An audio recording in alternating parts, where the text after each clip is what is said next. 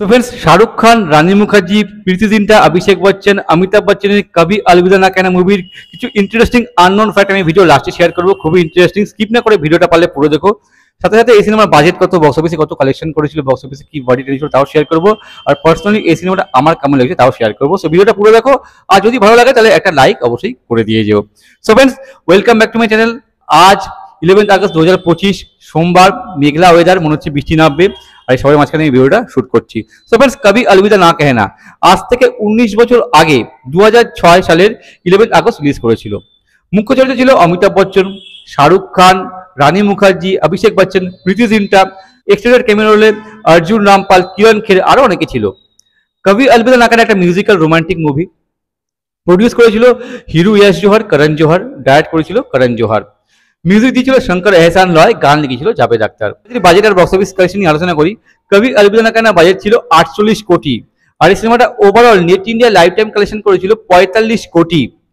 Box office ইন্ডিয়াতে flop হয়েছিল, কেননা বাজেট রিকভার করতে পারেনি। কিন্তু ওভারসিজে এই সিনেমাটা এত ভালো ব্যবসা করেছিল, 49 কোটি টাকার ওভারসিজ কালেকশন এসেছিল। মানে ইন্ডিয়াতে কি কালেকশন করেছে, ইন্ডিয়ার কালেকশনকে ছাপিয়ে গেছে। নর্মালি কি হয়, ইন্ডিয়াতে যা কালেকশন করে তার একটা পোর্শন বিদেশে কালেকশন করে, কারণ মেন তো মার্কেট তো ইন্ডিয়ান মার্কেট না। কিন্তু এই সিনেমাটা ক্রেজ বিদেশে এত বেশি ছিল, আর শাহরুখ খানের সিনেমা এমনিতেও বিদেশে বিশাল ক্রেজ থাকে। আর এই সিনেমাটা ওভারসিজে এত ভালো, মানে অডিয়েন্স পছন্দ করেছিল যে ওভারসিজে কালেকশন ডোমেস্টিক কালেকশনের থেকে বেশি ছিল। আর total world wide gross collection ছিল 112 কোটি। আর সেই বেসিসেই এই সিনেমাটাকে box office India semi hit verdict দেয়। যদি ইন্ডিয়ার কালেকশন দেখো তাহলে বাজেট রিকভার করতে পারেনি, কিন্তু ওভারসিজে এত ভালো কালেকশন দিয়েছিল, সেই ওভারসিজ কালেকশন বেস করে বক্স অফিস এই সিনেমাটাকে সেমি হিট ভার্ডিক্ট দিতে বাধ্য হয়। স্ক্রিনশট দেওয়া আছে, পজ করে তোমরা ডেটা চেক করতে পারো। এবার যদি আমার পার্সোনাল রিভিউ শেয়ার করি এই সিনেমাটা নিয়ে, আমার তো সিনেমাটা বেশ ভালো লেগেছে। খুব ভালো একটা সিনেমা, আমার খুব ভালো লেগেছে। কনসেপ্টটা খুব ভালো লেগেছে। এখানে যদি গল্পটা একটু করে বলি, এখানে অভিষেক বচ্চন, রানী মুখার্জি এরা বিবাহিত কাপেল। অন্যদিকে শাহরুখ খান, প্রীতি জিন্টা বিবাহিত কাপেল। শাহরুখ খান, প্রীতি জিন্টার একটা বাচ্চাও আছে। শাহরুখ খানের মা আছে কিরণ খের, আর এদিকে অভিষেক বচ্চনের বাবা হচ্ছে অমিতাভ বচ্চন। এবার এদের মধ্যে সমস্যাটা কি হয়, কিছু একটা মিসিং থাকে। মানে শাহরুখ খান যেটা চায় সেটা প্রীতি জিন্টা দিতে পারে না। প্রীতি জিন্টার কাজ নিয়ে এত ব্যস্ত থাকে, মানে শাহরুখ খানের একটা জেলাসি ভাব থাকে যে ও এত বেশি সাকসেস পেয়ে গেছে, এই পায়নি। মানে কিছু একটা মিসিং থাকে যেটা প্রীতি জিন্টা থেকে পায় না, কিন্তু প্রীতি জিন্টা চেষ্টা করে কিন্তু সেটা দেওয়ার জন্য, সেটা হয় না। এদের মধ্যে একটা গ্যাপ থাকে। এবার এদিকে অভিষেক বচ্চন, রানী মুখার্জির মধ্যে একটা গ্যাপ থাকে।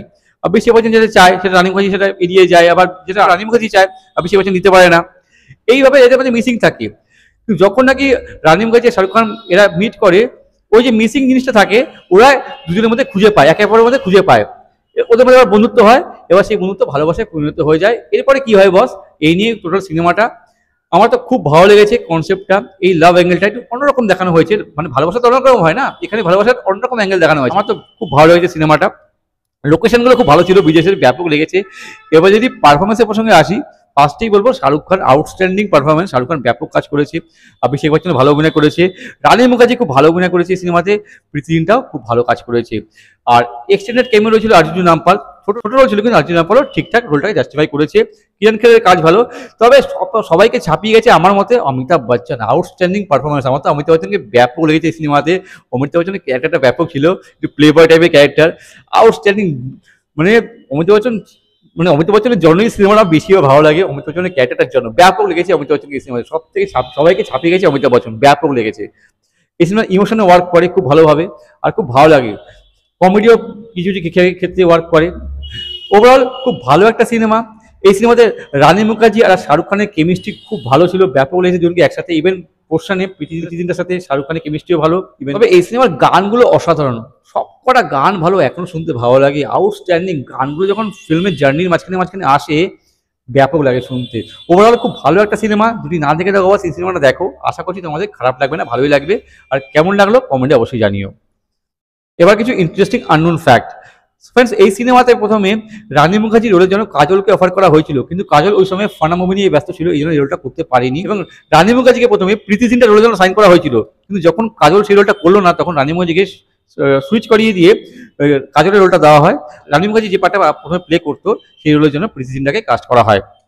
তো ফ্রেন্ডস, এই সিনেমাতে প্রথমে অভিষেক বচ্চনের রোলের জন্য অজয় দেবগনকেও অফার করা হয়েছিল, কিন্তু কোনো কারণবশত অজয় দেবগন এই রোলটা করতে পারেনি।